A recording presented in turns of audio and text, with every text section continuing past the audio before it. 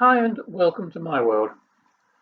The headline in the papers reads something like this: Britain's race revolution. Landmark report says UK is a model to the world on diversity, describes us as a successful multi-ethnic community, and finds no evidence of institutional racism. I find this report very pleasing because I hate racism, and I'm glad to know that there is no institutional racism in the country. It should please everybody, but of course the race baiters don't like it at all. The Commission Chairman, Tony Sewell, said that the UK had progressed into a successful multi-ethnic and multicultural community, which was a beacon to the rest of Europe and the world. As in so many things in the past, Britain is leading the way here as well as everywhere else. You only have to look at our television programmes to see that.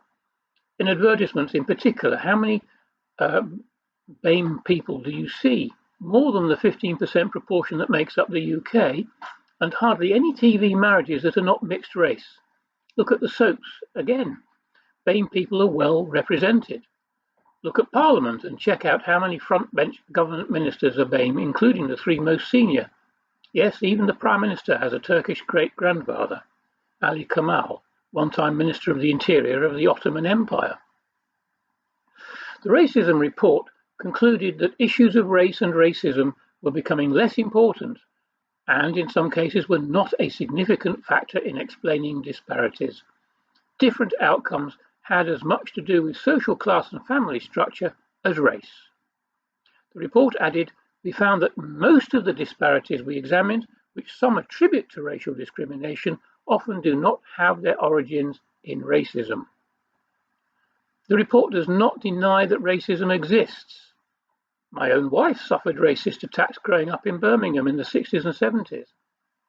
She's white, by the way. However, it does deny the existence of institutional racism. Firstly, people must understand that we are the United Kingdom and not the USA, so stop conflating the two. Their racism is much worse than ours, but even in the USA, the situation has improved immeasurably since the 60s. The main findings of the report in the UK were children from ethnic minority communities did as well or better than white pupils in compulsory education, with Black Caribbean pupils the only group to perform less well. This success in education has transformed British society over the last 50 years into one offering far greater opportunities for all.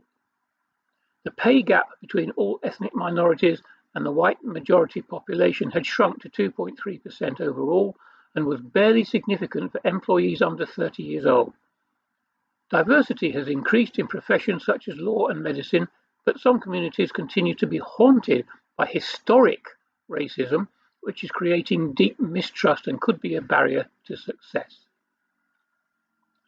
The chairman of the Commission, Tony Sewell, said that while the impediments and disparities do exist, they were varied and ironically very few of them are directly to do with racism. So here's the point. The big problem that we have is that it is down to perception, because a lot of people have chips on their shoulders. Those chips are often put there by the mainstream media and by well-meaning activists who keep telling young black people that white supremacy exists and you'll never succeed because whitey won't let you. The myth of white supremacy is fed by political activists as part of their Marxist agenda. Critical race theory tells minorities that the white man is racist because of his color and tells the white man himself that he has unconscious bias and the snowflakes swallow it because it makes them feel virtuous. If white supremacy exists because of skin color, does a white person's supremacy lessen in the summer when they get a tan?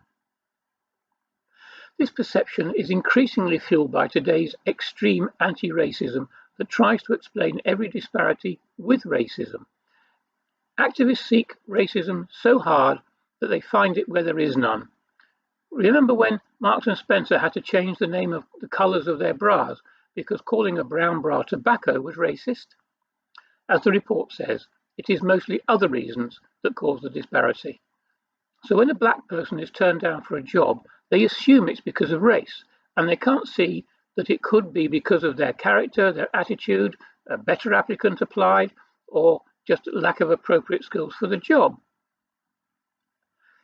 Despite the report being authored by a highly diverse committee, there are those who refuse to accept it. Possibly, if I'm being kind, because of their skewed perceptions. If I were to be less kind, I could say that they don't want equality, they want special treatment and revenge for something that happened 250 years ago, conveniently forgetting their own racist proclivity towards slavery. The Runnymede Trust, for example, said that it felt let down by the report, saying it was a whitewash. Don't forget it was authored by a diverse group.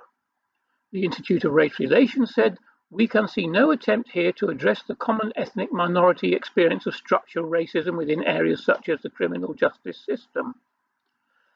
A spokesman for Black Lives Matter UK has said that the conclusions highlighted a bleak reality that Black Britain's voices are still not heard. Well, Black people were listened to, as well as brown and other non-white people whom BLM ignored, because that's why this report was commissioned. But they said we didn't need another report, we needed to start looking at implementing impactful and lasting change. And they added that the criminal justice system and policing methods, including controversial stop and search procedures, needed reform. Well, actually, when stop and search was ended in London, the stabbings of black kids by other black kids increased exponentially, proving that stop and search saved black lives. But we know that BLM, the organisation, has a far-left Marxist agenda, so they need to keep racism bubbling over, even if it costs young black lives. David Lammy, one of the poor oppressed people who receives a salary far higher than the majority of white people, said the government had missed an opportunity to address an overwhelming desire for change after Floyd's killing.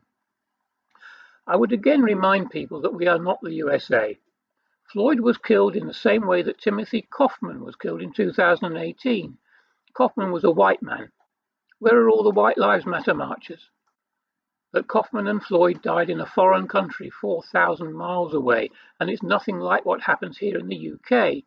If you want to compare what happens in foreign countries, thousands of miles away, look at the slaughter of whites in South Africa, encouraged by the ruling party in that country, so similar to the slaughter of whites that took place in Zimbabwe, and think about them and start marching for White Lives Matter. Or you can remember that we are British and we are not the same.